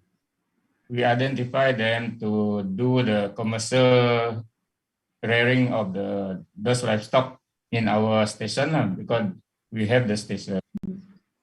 And the qualification is priority, they have the experience in the related field. And of course, we see their financial standing. Okay, so we identify. The word anchor farmer here, not necessarily that we identify. Some farmers are already very successful, and they are already producing in a commercial scale, able to do it even on their own. And we consider them, they are also anchor farmer in that for that particular livestock. All right, thank you. I think this is another question directed to Dr. Sajem. It's a very completely different topic at all, but I think worth listening from you. I heard there is news on this current virus that affected the animals, and there is one case that caused the death of snow leopard in the US zoo. That must be COVID-19. So are there any countermeasures to prevent the COVID-19 from affecting the farm animals in Sarawak? Probably. For this COVID-19, there's a coronavirus affecting the human, you mean? Yes, I think they mentioned that there is a case in the US zoo that caused the death of snow leopards. So the question is, are there any countermeasures to prevent the COVID-19 from affecting the farming and the farm animals? Of course, we cannot ask the animal to wear mask like what I'm doing now. It's a Pfizer difficult- vaccine. Yeah, there is no Pfizer vaccine for the animal. No Sinovac vaccine for the animal. Hmm. The history that we have, normally coronavirus that infect animal, we know that do infect cat, but it's not a big problem. The cat when they get flu, but later on they can develop their own immunity, then they and some we can prevent by giving the vaccine, but it's specific for cat only. So we don't really have for livestock. We haven't heard of any coronavirus causing any problem on livestock. When we say livestock, mean animal that we keep, that we farm, do the farming for food purpose, the food animal. So there's not much problem. So at the moment, we don't have any kind of that control measure like vaccine. We don't have like if your livestock, those who are rearing pig or whatever, we don't have anything like vaccine. Right. Thank you.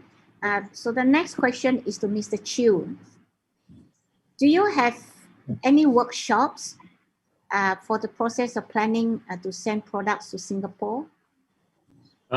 We have arranged a series of webinars already in the past, either in English or in Mandarin, to educate our stakeholders, especially all these suppliers in Sarawak, how to export things. And there are also planning a few more series of webinar in terms of packaging, how we need to penetrate into the market.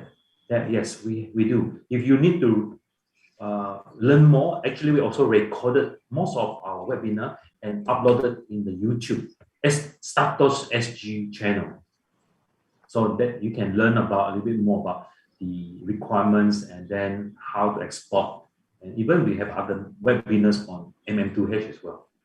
Yes, we do. So in other words, if they just go into your website, they can just source for all these previous either website or go to our Status YouTube channel. Okay. And then the next question, there's one question. What procedure do we have to go through to be able to put our product in the retail outlet?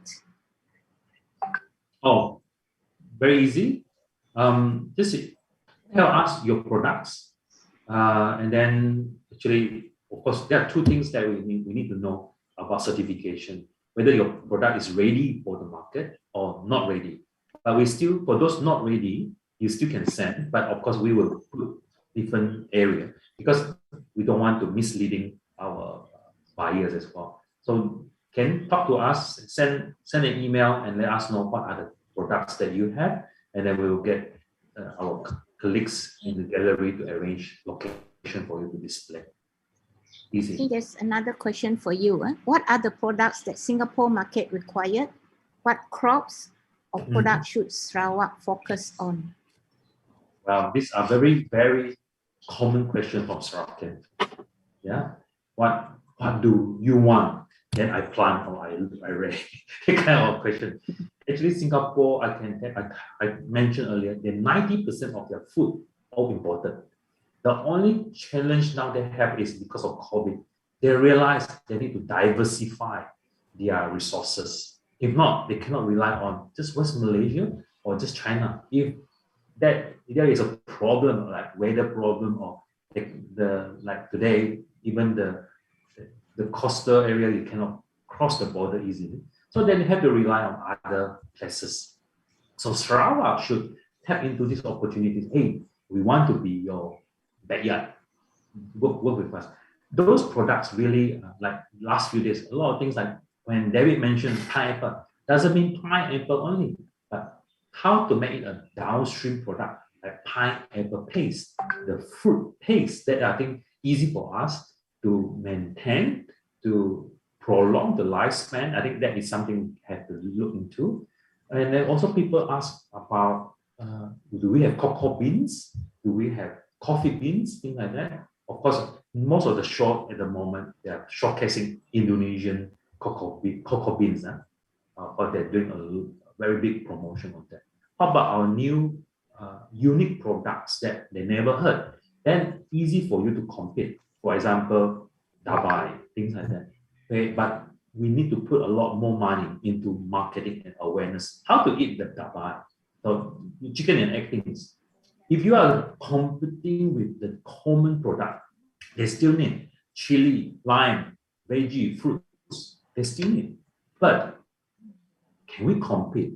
We should also think about the competitive, like mentioned by Thomas earlier, the price. We have, Johor can ship their fruits, veggie from Cameron Island easily by truck, but we have to ship by air for the veggie because you need the freshness. But the cost kill you. We cannot compete sometimes. Unless your product is very high end, you tell them this is good and then you can cure COVID one. Wow, memang you can sell. Yeah.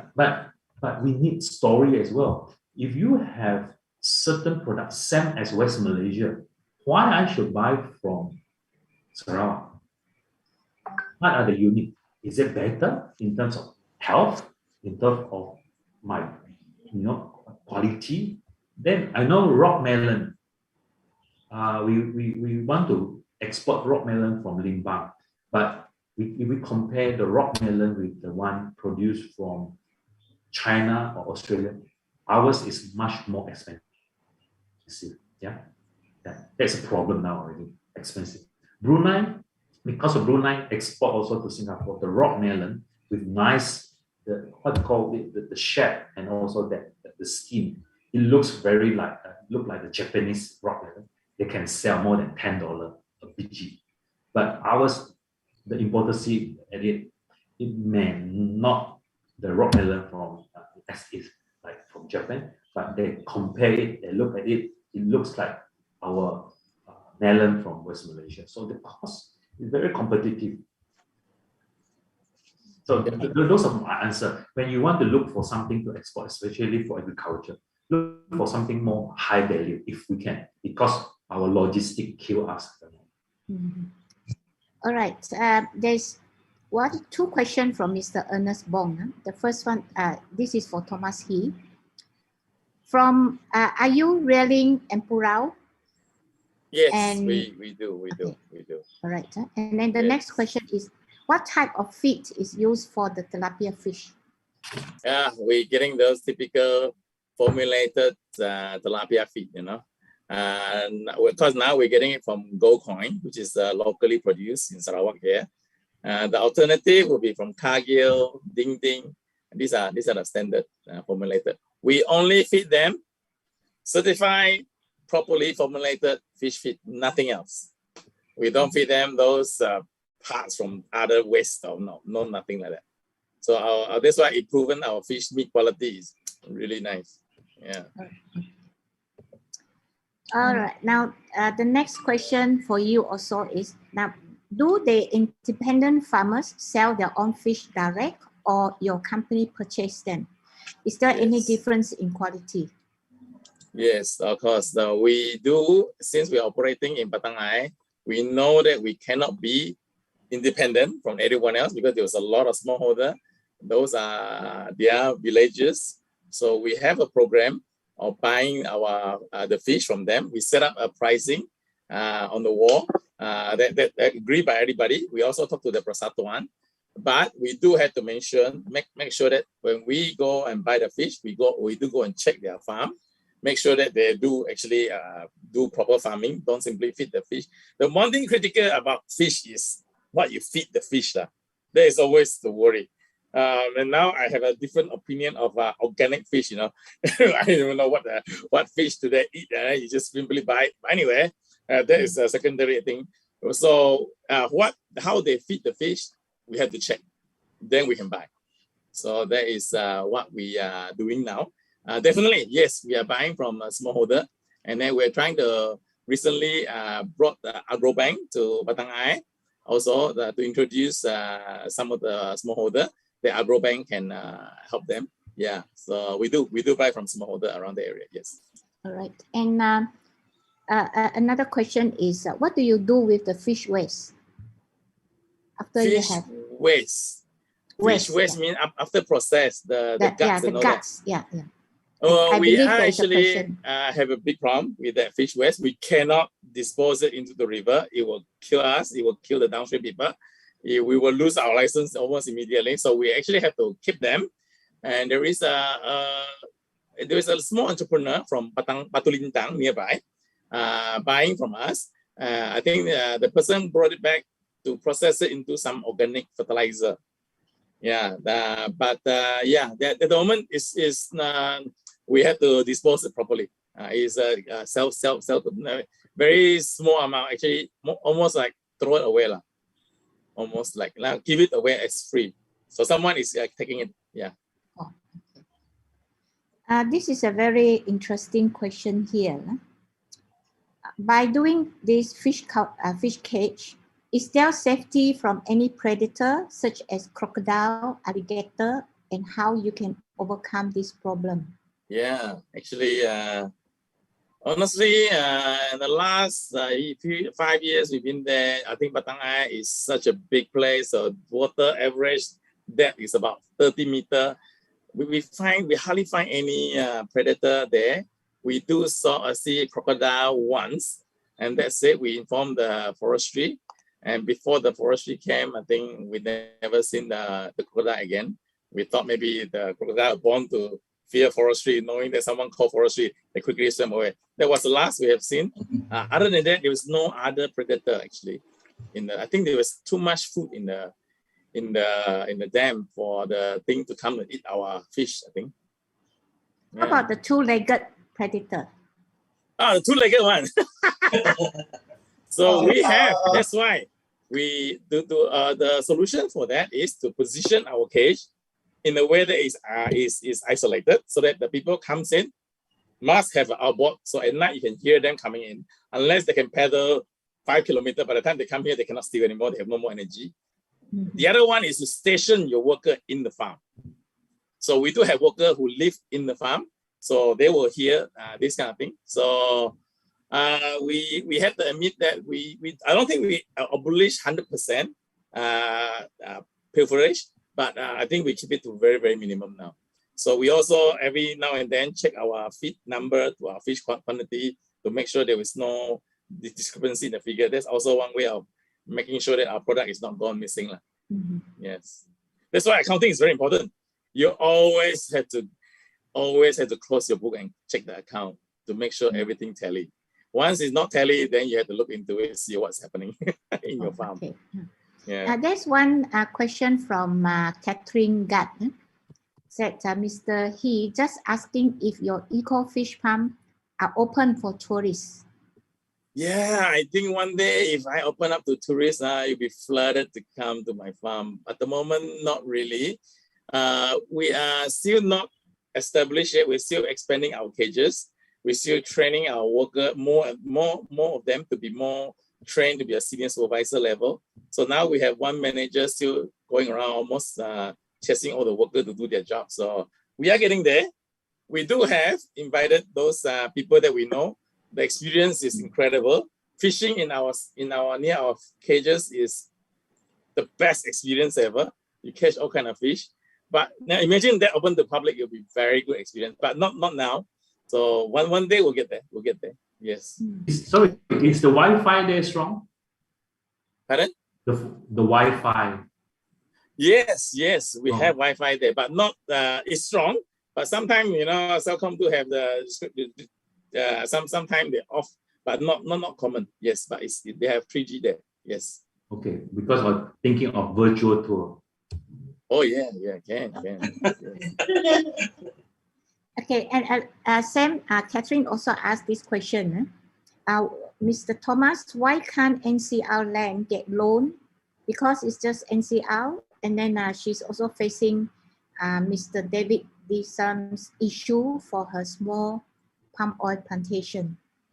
solar. This is from my wealth of experience in agriculture industry in Sarawak for so many years. Yes, that is the problem of our Sarawak now. NCR land, because you are lacking a title, the bank are not. You cannot charge to the bank. So without that without the title, you cannot borrow any money from the bank. So this is one of the things that I always tell banker, we should have the state government getting all the managing director of all the bank come and sit down in front of them, telling them, well, this is. But we have plenty of land here. Unfortunately, it's NCR land, but you still can work up something in between, you know. So, but anyway, that is beyond my. I think it's for the politician to solve this problem, I guess. Not me. Okay. Yes. All right. Now the next question is for Mr. David. Can other farmers peg on you for the export of pineapple? What is the requirement of them? Yes, of course, but not at the moment. The requirement is, of course, the MyGap. If they have the farm, every one of the farm must have the MyGap certification. Of course, we are working on it. Hopefully, very soon we can settle the issue with Stratos, with the Singapore counterparts. Once we get through, then we can open more doors for the MyGap certification. It's not that tough. The only thing is that we just follow the requirements set up by the agriculture department. Yeah, just to keep our farm clean, free from animals or something like that, with the proper storage, proper planning. So it should be okay. Not that easy, not that difficult to get. Well, I think this question here is directed to everyone. What are the challenges for entrepreneur or agropreneurs, especially in a post-COVID era? I think for entrepreneur in Sarawak, COVID, non-COVID, I think our problem is still, we were not that big even before COVID, so we were not that much affected even after COVID. So the journey is still a starting journey. I think, David, don't give up on SLDB. I'm one of the recipients of their soft loan. Yeah, good. So yes, it is tedious, but there is definitely light at the end of the tunnel. Just hope the tunnel is not too long for you.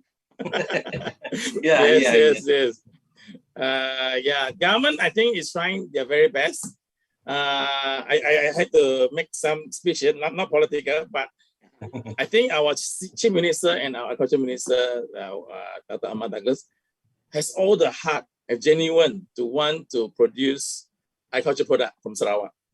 So they are what they said, of course, then translate to, it's not their money, they have to pass it to the agency to implement it. Those are the part that we're dealing with, and then we are thinking that we are hoping that it can be fast-tracked a bit. Yeah. So I think now we want government to help. We also know that there are difficulty, that they have to follow the rules, they have to have procedure to follow. We are not saying that we don't want that. Without that, I think it is a Wild West, cannot. So we also want that to be streamlined. At the moment, I think I attended a few other seminars, attended by also some NGO. I've already said that our bureaucracy here, I think it's the longest. If there is a statistic counting the day, I think we are the longest in terms of applying loan, in terms of applying the land alienation. I heard about all this. Yeah. We all had to sit down. If you want to develop Sarawak, we're not wanting everybody to cut corner, but we all had to recognize that at the moment, it is just take too long. At the moment, I think even investors coming to Sarawak also complain that, the procedure of us for them finally come here will take about 2 years or whatever. I mean, that's killing the industry. Yeah, you look at other countries like Taiwan, Australia, they can decide very fast. So we have to go toward that.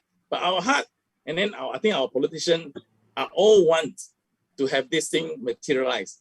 But I'm not sure how we're going to do it. I don't know what kind of forum we have to sit in to have everybody acknowledge that we have to make things faster. We have to cut down some procedure. If not, time is running out for everybody. Yeah, The I opportunity agree is with you. slipping. Yeah. Yeah, Opportunity is slipping by. Time is money. We cannot just say, oh, it's okay. Just wait, Thomas. You just applied last week. Another month is okay. Not okay. Actually, it's not okay.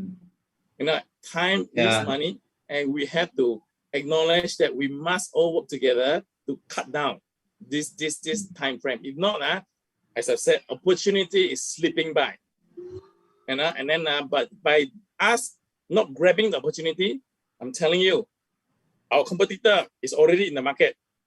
Once the competitor is already in the market, if you are a latecomer, the entry is harder.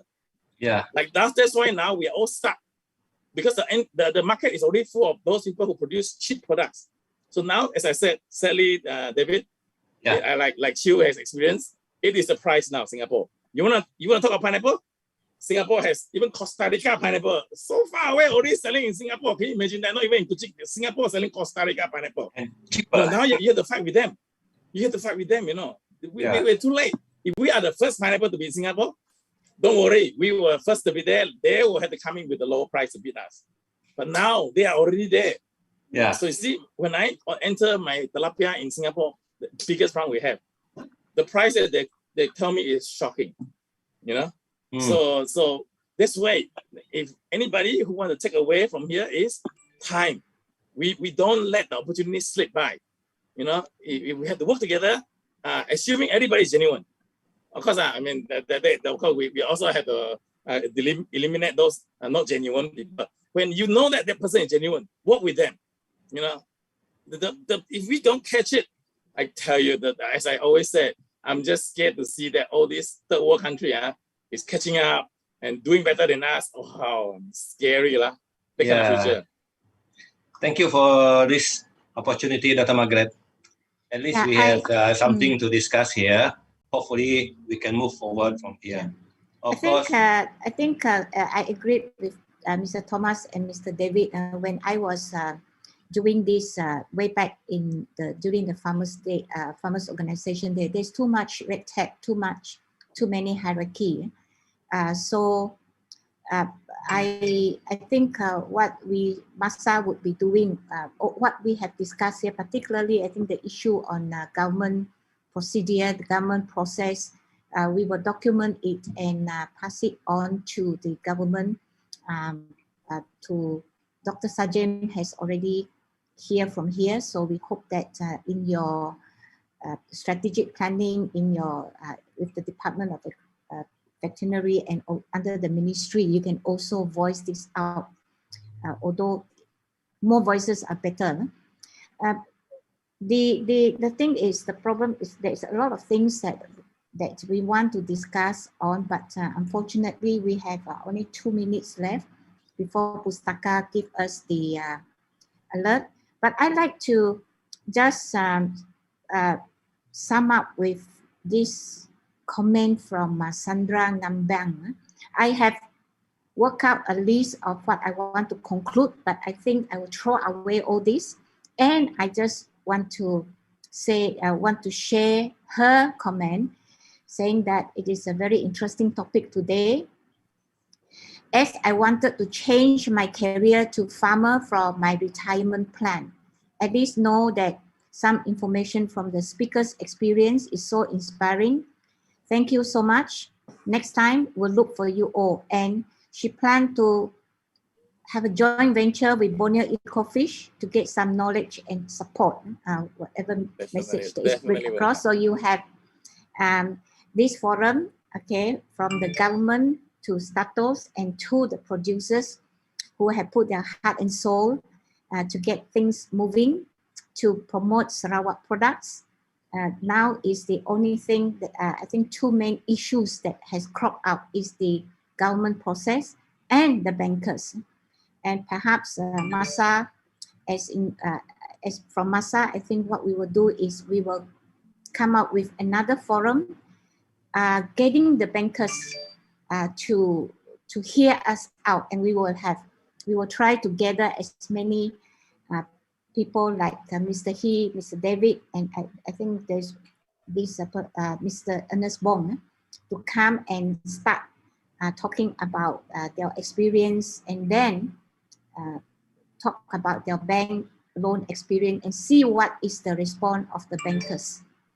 So with that, I believe it is time for us to wrap up. And I'd like to thank everybody for attending this forum. Agriculture is never easy, but there are so many heroes that are coming out. And these heroes, I hope, will leave their legacy behind to instill our young ones to join in the wagon. As we all know that there is this issue, this problem of youngsters not interested in getting their hands dirty with the soil. Actually, shouldn't say dirty with the soil. Getting their hands back to nature to produce the food for the people, for sustainability. I always congratulate my students for choosing to do agriculture, because I told them without them, there'll be no food. And without food, there'll be no doctors, no lawyers, no accountants, etc. So with that, once again, thank you for all. And we hope to meet again, and we will try to arrange for the next webinar that will address the issue that was brought up today. Thank you very much. And should I pass this over to Masa, Secretariat, to see if anything that they have.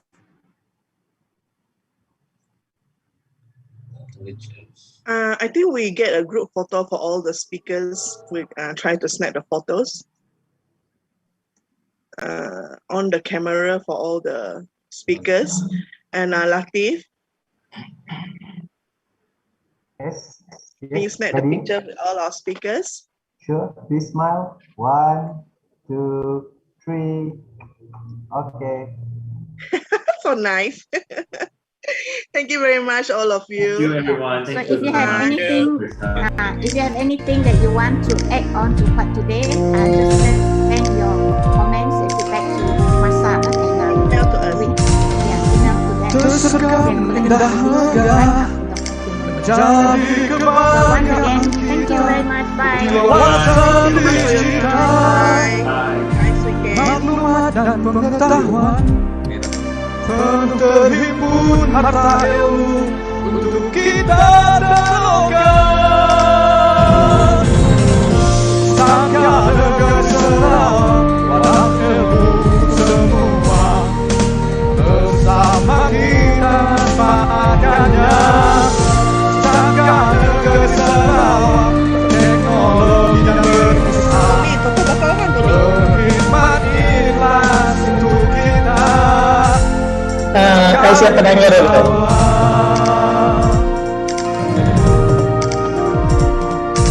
Dalam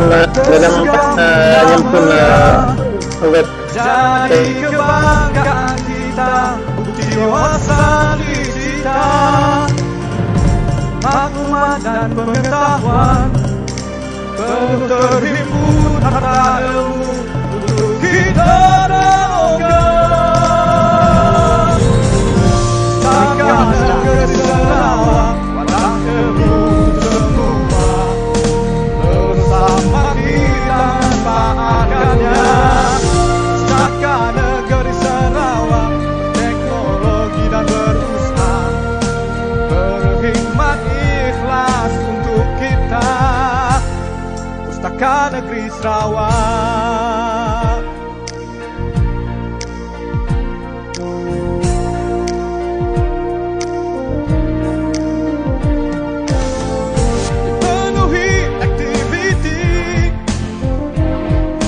Dikunjungi semua berbagai bilang bangsa.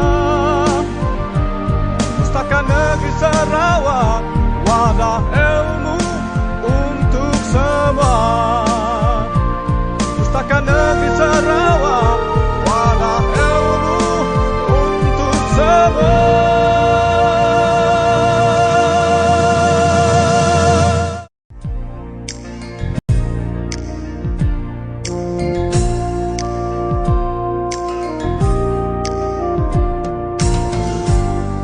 seragam indah megah menjadi kebanggaan kita, bukti wawasan dicita,